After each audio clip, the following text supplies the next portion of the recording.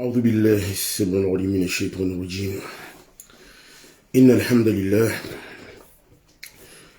لله تبارك وتعالى نحمده ونستعينه ونستغفره ونعوذ بالله من شرور أنفسنا ومن سيئات أعمالنا.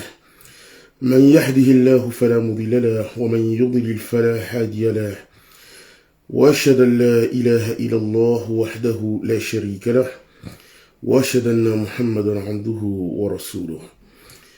الصلاة والسلام على رسول الله. سبحانك لا علم لنا إلا ما علمتنا إنك أنت العليم الحكيم، ولا فهم لنا إلا ما فهمتنا إنك أنت الجواد الكريم. ربي اشرح لي صدري ويسر لي أمري واحلل عقدة من لساني يفقه قولي. بعد أعوذ بالله السميع العليم من الشيطان الرجيم. واتبعوا ما تتلو الشياطين على ملك سليمان وما كفر سليمان ولكن الشياطين كفروا يعلمون الناس السحر. صدق الله العظيم. Assalamu alaikum wa rahmatullahi wa barakatuh, mes frères et sœurs en islam. Juste pour répondre vite fait à une personne, avant de commencer la conférence, sachez que le monde dans lequel nous vivons est si complexe, est tellement complexe qu'il est nécessaire de trouver en chaque chose un aspect rationnel. Pourtant, il ne faut pas oublier que la religion ne peut être associée à la raison. Le cœur a ses raisons que la raison ne connaît point. Certaines vérités que nous ne pouvons percevoir qu'intuitivement, ne peuvent faire l'objet que d'une évidence intime dont la raison n'a pas à rendre de compte. Le Coran indique comment la vie sociale doit être organisée pour que les instincts sexuels des hommes ne provoquent pas de désordres graves dans la société. Après avoir vu un résumé de quelle manière doit-on effectuer un diagnostic hier, soit en posant des questions aux malades, selon les informations citées, qu'on avait citées hier. Aujourd'hui, nous allons passer à l'étape suivante. Alhamdoulilah, c'est une série qu'on fait pour expliquer au mieux la sorcellerie à ceux qui ne connaissent pas ce milieu. Aujourd'hui, on va citer quelques symptômes ou quelques questions. On va commencer par les questions que je n'avais pas du tout citées hier, car il y en avait tellement. Ce sont des questions qui sont de manière non restreinte, qui doivent être posées aux personnes souffrant d'un mal occulte. Ou que le malade aussi peut se poser soi-même pour essayer d'expliquer ce qui lui arrive tout simplement. On avait cité quelques-uns hier. On va toutes les reprendre. Il y en a tellement de questions. Mais ceci, pour ouvrir les yeux aux gens qui souffrent des mal occultes sans le savoir. La première question à se poser ou à poser aux personnes souffrant des mal occultes, c'est de demander si la personne voit souvent des djinns. Si la personne vous répond oui, par l'affirmatif, donc il s'agit bien de ce qu'on appelle al-mas, un toucher, soit accompagné de sorcellerie ou non. De deux, demandez à la personne s'il voit souvent des animaux ou des insectes, un rêve, des serpents, des chiens, des scorpions, des rats, des lions, de manière répétitive et constante. Si vous répond avec l'affirmation que oui, c'est soit un mas, un toucher, ou la sorcellerie. Il faut demander à ces personnes-là combien sont-ils les animaux la plupart du temps. Si par exemple il vous répond qu'il en voit que deux,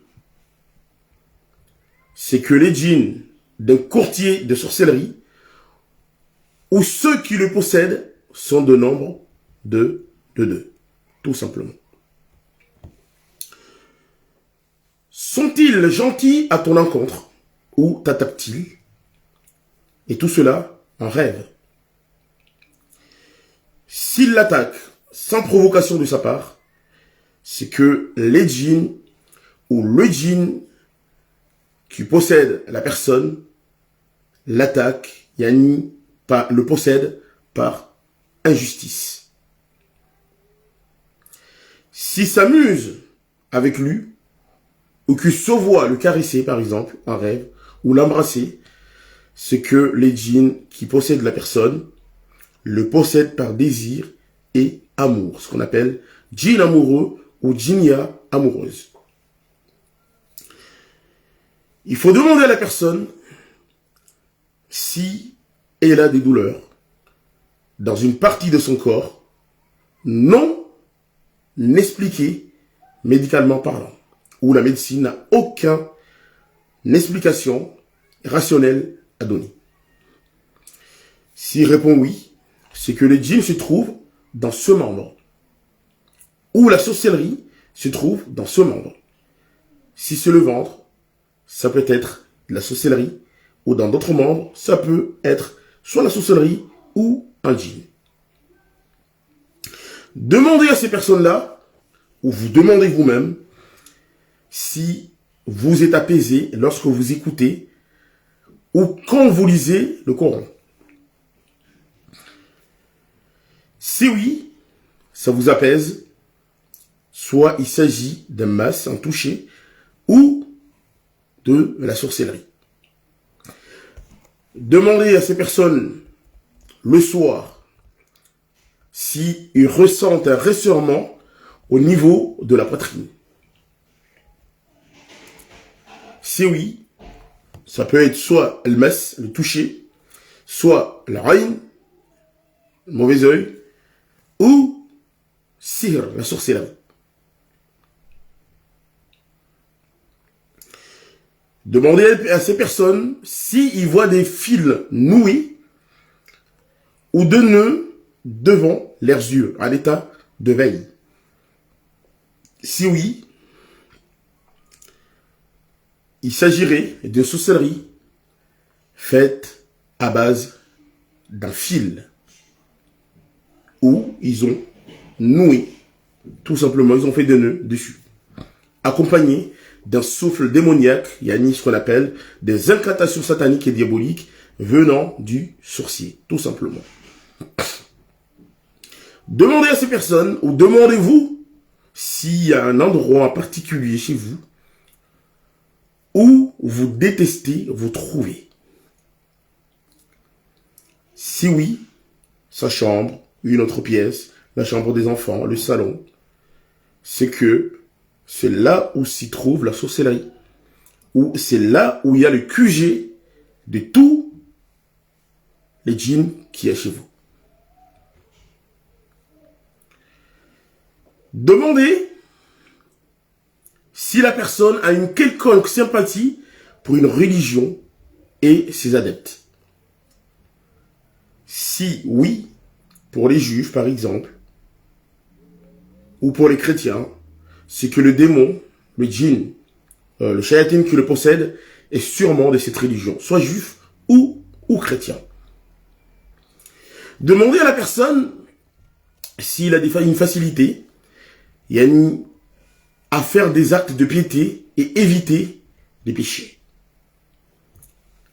S'il répond qu'il est pieux et qu'il évite les péchés, c'est que soit la personne n'a rien du tout, ou que son sire n'est pas encore rentré en fonction, ou la personne n'est pas encore mariée, par exemple. C'est un exemple pour le cas de sir tafriq, la sorcellerie de séparation. Ou soit son djinn est musulman, dans ce cas-là, il fera des actes d'adoration proportionnels au degré de piété de son djinn, tout simplement. Demandez aussi à la personne si En rêve, il se voit souvent dans des cimetières, des tombes, rêve souvent des morts, se voit parmi les morts, des envies suicidaires, des pensées morbides et obsessionnelles. S'il répond oui, peut-être sa sorcellerie est enterrée dans une tombe, comme les sorciers le font souvent. Demandez aussi aux malades s'ils se voient un rêve en train de boire très souvent du café ou un autre boisson. Si c'est oui, c'est sûrement la sorcellerie qui a été bue. Et souvent, les gens le font dans du café, la majorité du temps, ou des boissons, du coca ou autre. Demandez à la personne s'il trouve souvent un cheveu sur soi. Souvent, au niveau des parties intimes, sans raison valable. Qui n'aura pas la même couleur que celui de ton époux, de ton épouse. Pour la personne mariée, s'il répond oui, soit c'est une djinnia amoureuse ou un djinn amoureux, ardemment, yani de lui ou d'elle. Demandez aux personnes, ou demandez-vous, si vous avez toujours, yani, en train de cogiter, de réfléchir, être en proie au paranoïa. Si oui, c'est soit elle masse, un toucher, s'il y a d'autres symptômes du mas, ou soit c'est de la sorcellerie, tout simplement.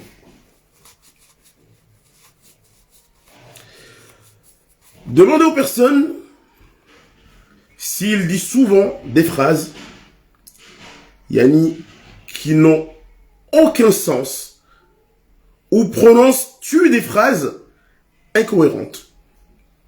Si c'est oui, c'est que la personne est possédée tout simplement avec un sihr ou peut-être sans sorcellerie.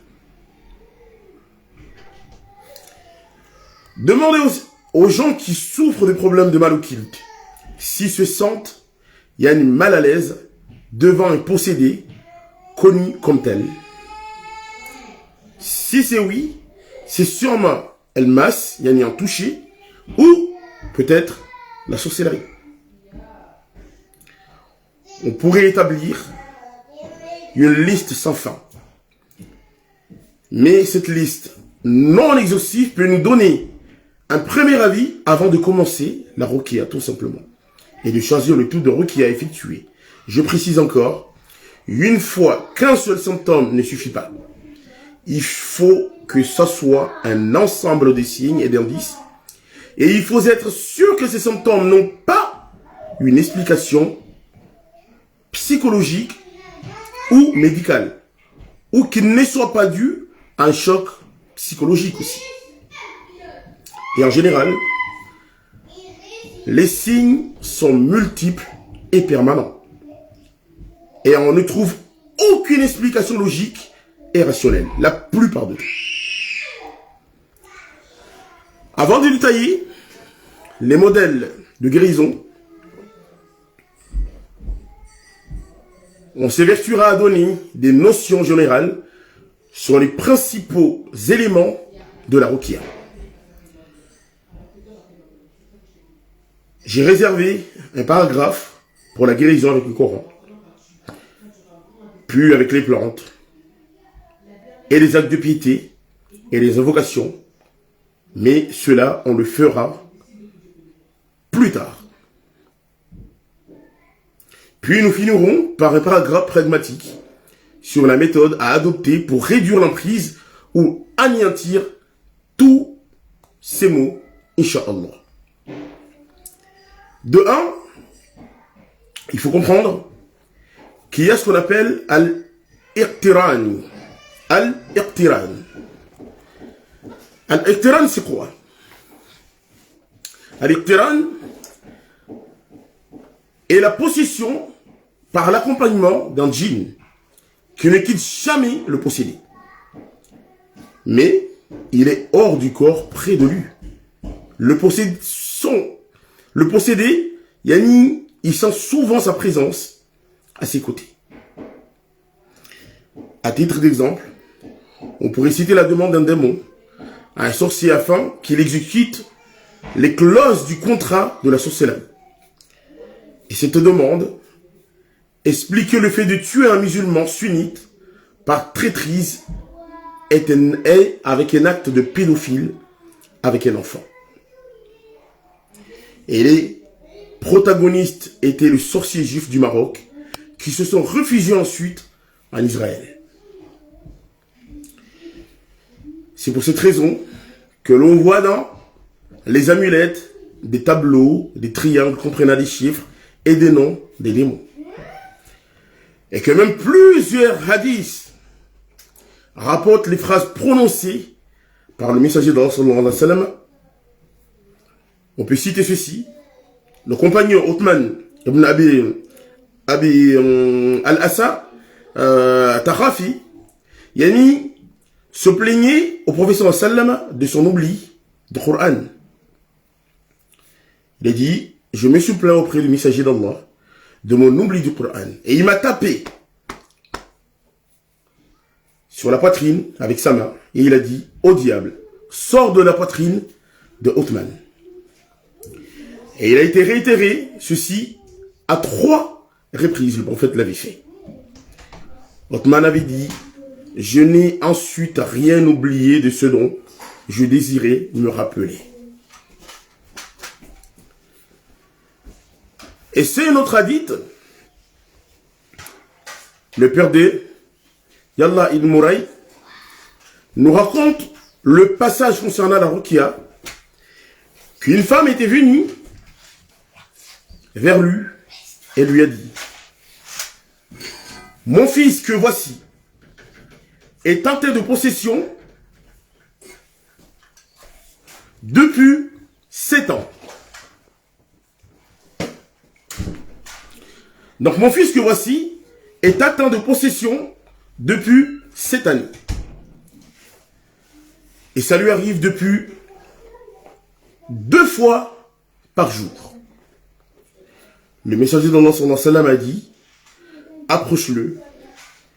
Donc l'avait approché, il a craché dans sa bouche et a dit, sors ennemi d'Allah, je suis le messager d'Allah. Ana Abdullah, ukhruj Allah. Et son fils était guéri. Elle récompensa le prophète sallallahu alayhi wa sallam de 2 moutons et de vivres. Mes frères et sœurs, la crainte d'Allah est primordiale pour l'aboutissement de la ruqya et sa guérison. Et certains se contentent de proférer des menaces pour sortir le démon possesseur, comme ce fut le cas avec l'imam Ahmad et Ibn Taymiyyah, rahimahullah.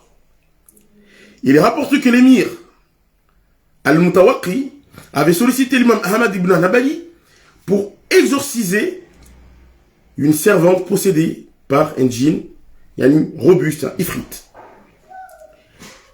Yani l'imam Ahmad donna à l'émissaire du palais sa sandale avec lesquelles il faisait ses ablutions et lui dit, positionne-toi vers la tête de la servante et dis au shayatun que l'imam Ahmad t'a dit, préfères-tu sortir de cette servante ou que l'on te frappe avec cette sandale en bois? Il effectua ce que le conseiller Ahmad, et le djinn lui répondit, soumission et obéissance à l'imam Ahmad. S'il nous avait ordonné de quitter l'Irak, nous l'aurons fait. L'imam Ahmad a obéi à Allah subhanahu wa ta'ala. Allah akbar. Et il a dit, et celui qui obéit à Allah, tout lui est soumis par la volonté d'Allah. Puis le djinn sortit, de la servante et elle se maria. L'histoire n'est pas finie. Puis après la mort de l'imam Ahmad, le djinn la posséda à nouveau. Et l'émir réitéra la même sollicitation avec le savant Al-Marouzi. Et il effectua les mêmes choses que l'imam Ahmad, mais le djinn refusa de sortir.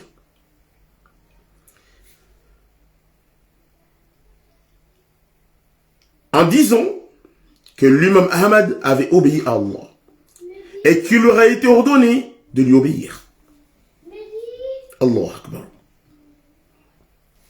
Et que même un savant, Al-Wardi, rapporte qu'Ibn Taymiyyah, face à un démon possesseur, combien de personnes malades se sont vues guéries des démons par la simple menace proférée à l'égard du démon. Cela s'est produit à plusieurs reprises.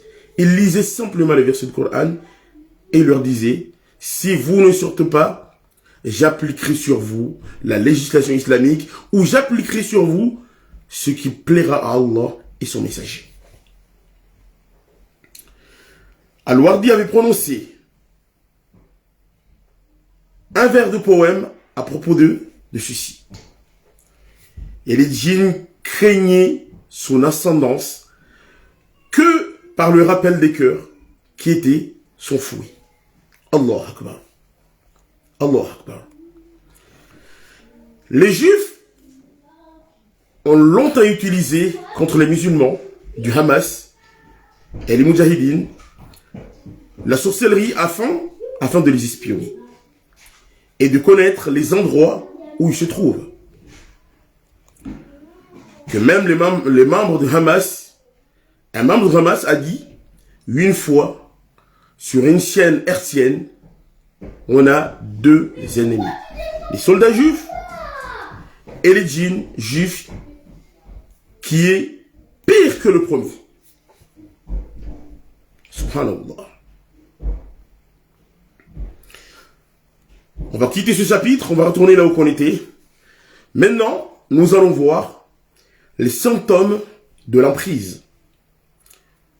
Comment savoir que vous êtes sous l'emprise de sorcellerie, de djinn, de mauvais œil, yani tout ce qui concerne le maladie, le mal occulte. Comme chaque maladie, l'emprise qu'elle est due à une sorcellerie ou une possession a ses symptômes spécifiques.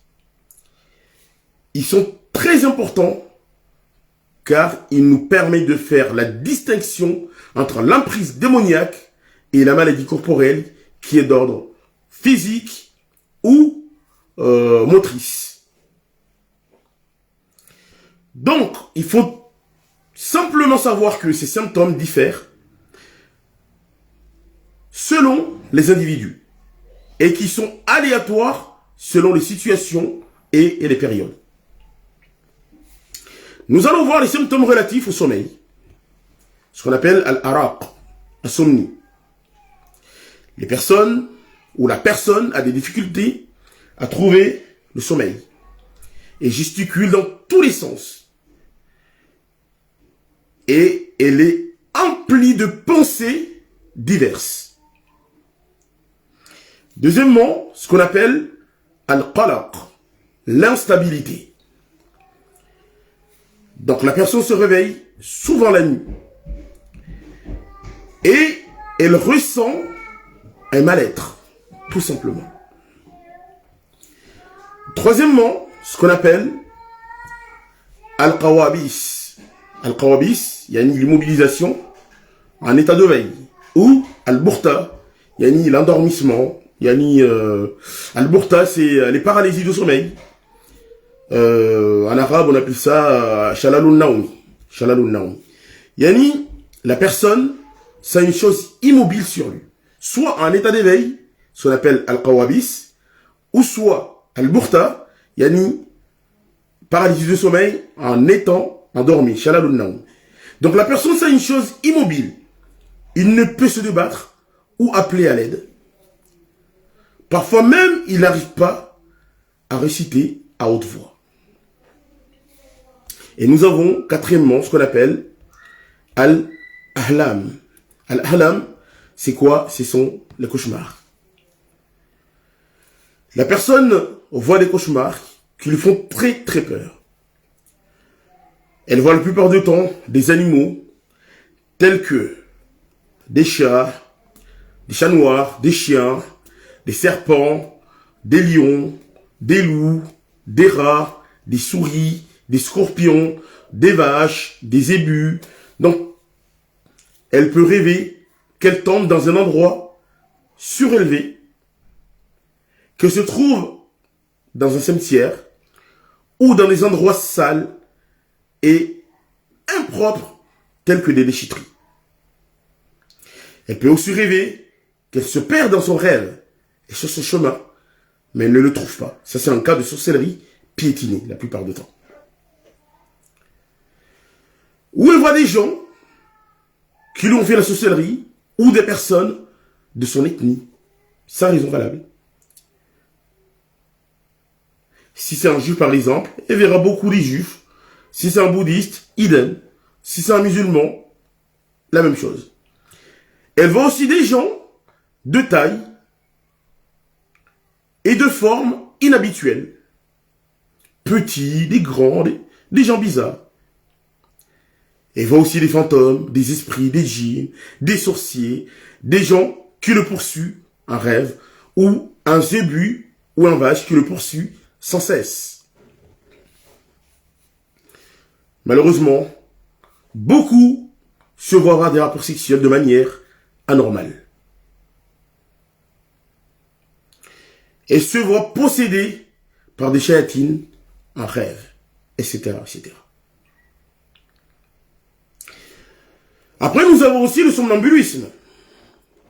C'est le fait de marcher ou de faire des actes après s'être levé de son lit ou parler anormalement pendant le sommeil.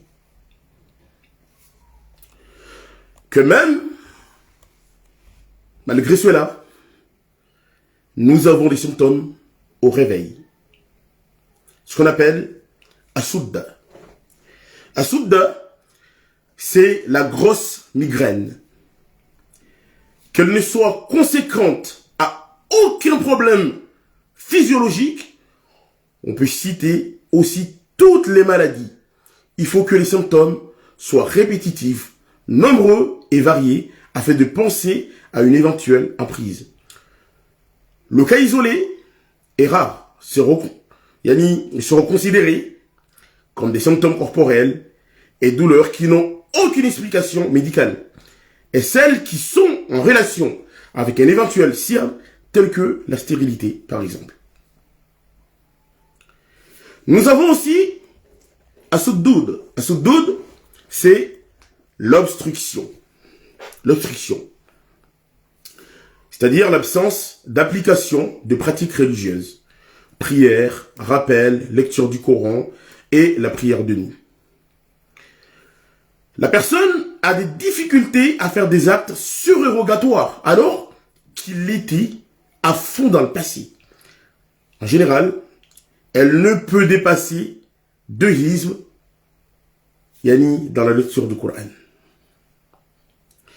Nous avons aussi Ashurrud, yani c'est le manque de concentration. La personne a des pertes de mémoire, des problèmes d'élocution, des absences momentanées. Et elle a parfois des gestes non contrôlés et incompréhensifs. Nous avons aussi Al-Khumul, yani en français on peut traduire cela par fainéantise. Si la personne est fainéante, et elle a du mal à entreprendre pour ce quoi elle est motivée. Et elle ne veut pas au bout de ses entreprises, elle ne va pas au bout de ses entreprises et de ses projets. Toujours des blocages. Elle a aussi un manque de volonté, un manque de vigueur. tout ceci font partie des symptômes de l'emprise. On a al-khadab, yani l'énervement. C'est-à-dire, c'est les colères. Yani les colères sont répétitives et instantanées. Et sans raison valable la plupart du temps. Et sans préambule. Nous avons aussi al-khulwa, c'est-à-dire l'isolement, ça peut être la solitude, l'aliénation, mais on va traduire cela par ce qu'on appelle l'isolement. C'est-à-dire que la personne aime s'isoler de ses frères en religion, ainsi que les sœurs. Elle ne supporte pas la présence de quiconque, surtout avec les personnes très très pieuses qui pourraient nuire à son démon. Et en dernier, nous avons al-ma'as. Al-ma'as, yani les péchés. C'est vrai que toute personne a fait des péchés. Mais la particularité ici, c'est que la personne ne le désire point. Et elle se sent poussée comme téléguidée. Comme si quelqu'un d'autre qui agissait à sa place et souvent le possédait s'en rend compte. Et de là vont apparaître plusieurs symptômes aléatoires. Où la personne atteinte de sihr se gratte souvent les côtés de la tête. C'est toujours des trucs sur les côtés de la tête, tout en se frottant. Et se passe souvent les mains sur les côtés droit ou gauche, yani au-dessous de l'oreille. Les sourcils qui clignotent, tremblotent sans raison valable. Malheureusement,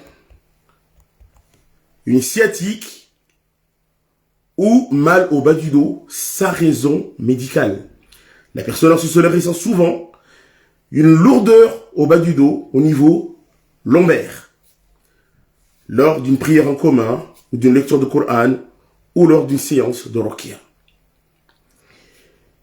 Ça peut être aussi la dilatation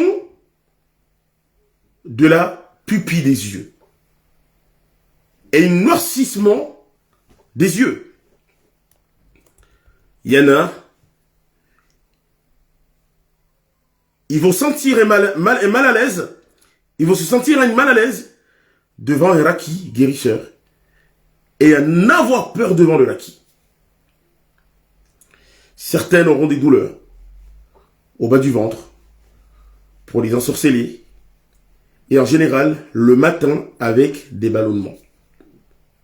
Des tristesses répétées, des angoisses, des chagrins, des pleurs sans motif valable, ressentir de maux de tête et surtout entre l'Asr et le Maghrib.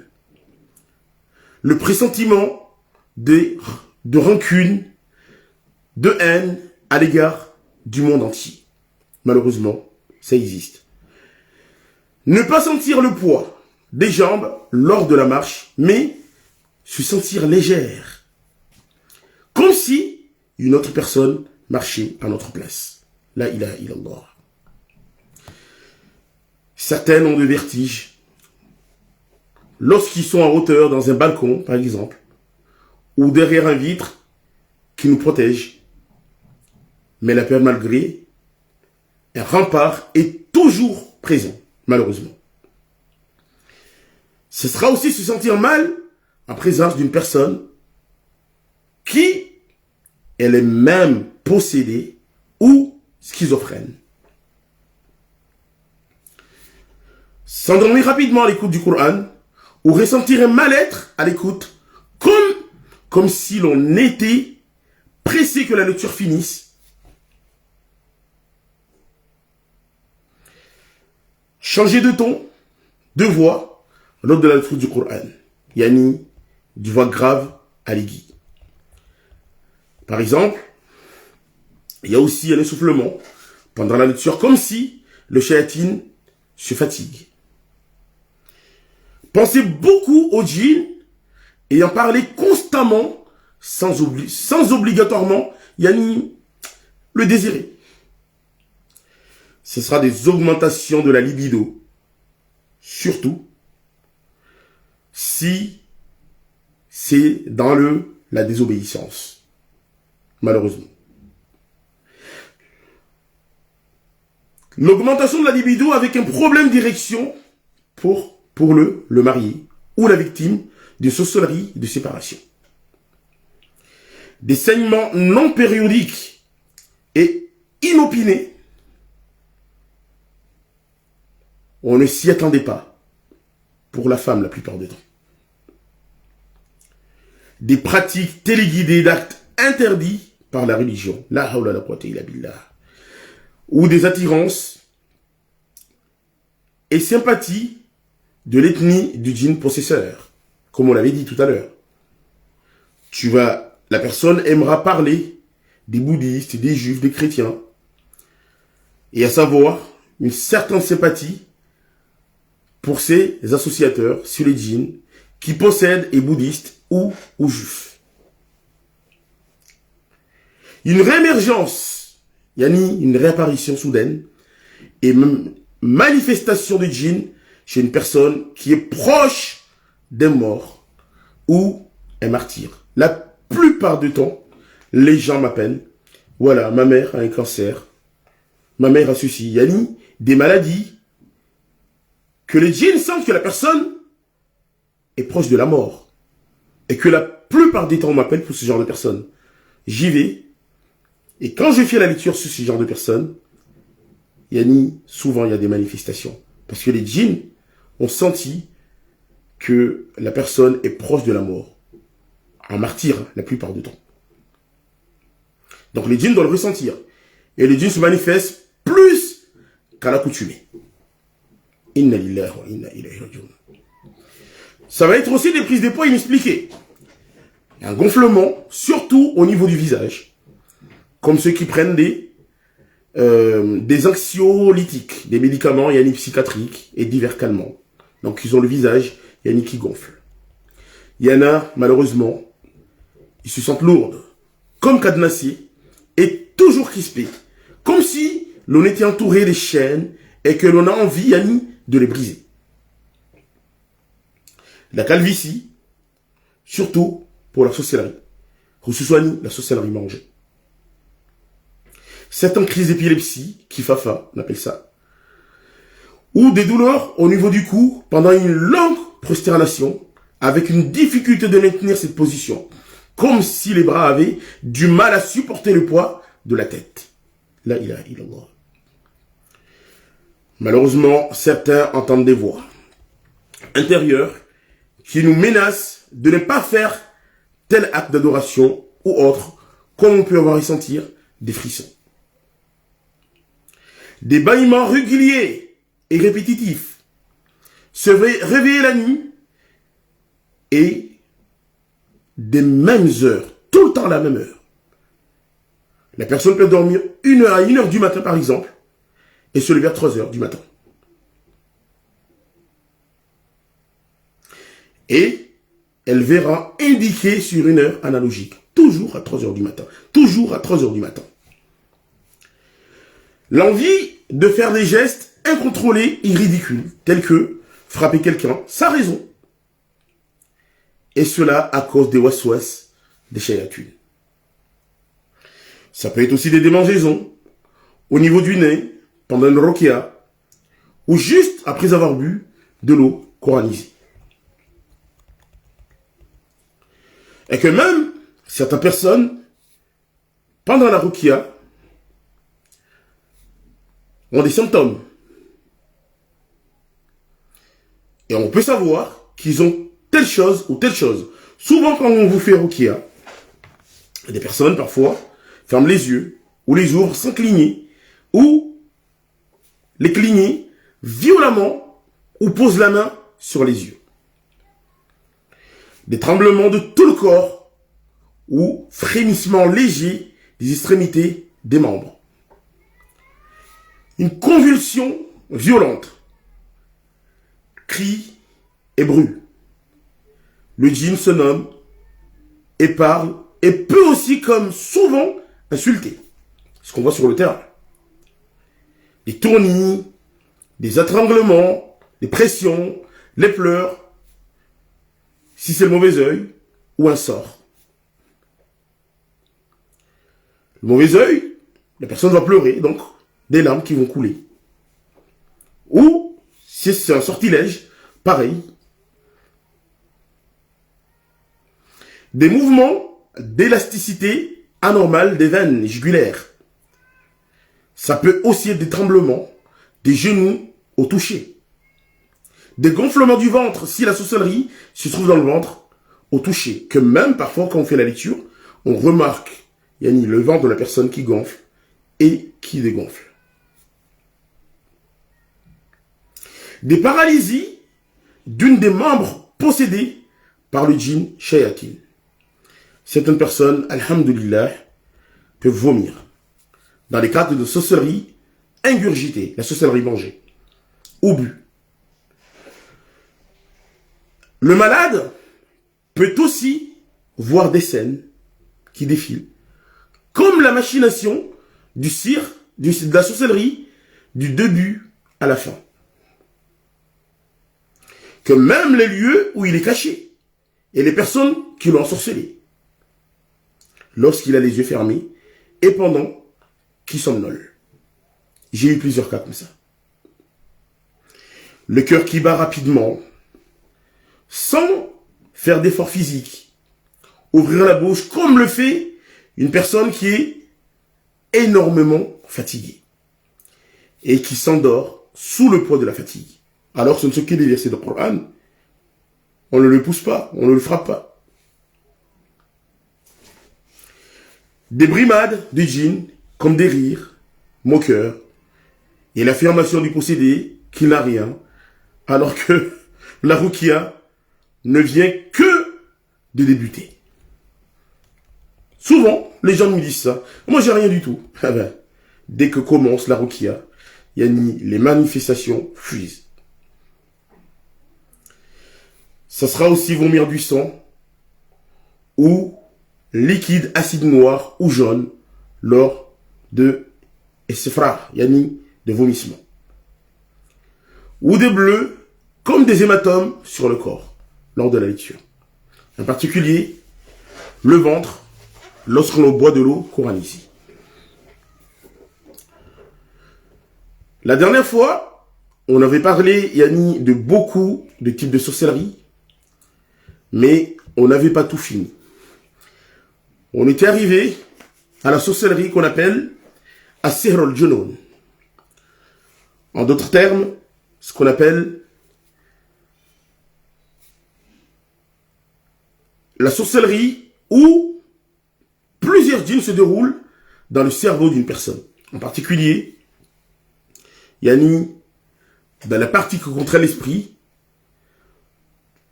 peut rendre cette personne folle ou commencer à se négliger et à faire des mauvaises choses. Et cette sorcellerie peut mener jusqu'à tuer une personne. C'est un type de sorcellerie quand même très dangereuse pour laquelle on utilise généralement un djinn très très puissant. Et les symptômes de cette sorcellerie, parce que je ne veux pas être très très très long, car c'est des petites séries, on continuera pour les restes après. Ce que la personne se rend, sur un endroit, sans savoir comment il s'est rendu sur cet endroit. Sur le blackout. Et cela se produit surtout la nuit, où cette personne a très envie, de sortir dehors la nuit. C'est ce qu'on appelle As-Sihr al-Junoun, la sorcellerie pour rendre la personne folle. Comme on avait dit, c'est des séries. On va faire court. Je ne veux pas être très très très long. Car il y aura tellement de choses à expliquer. Et petit à petit, beaucoup comprendront comment fonctionne le monde de djinn. Et comment fonctionne la sorcellerie et tout ce qui va avec. Voilà, on fait minkum wa jazakumullahu khair. Assalamu alaikum wa rahmatullahi wa barakatuh.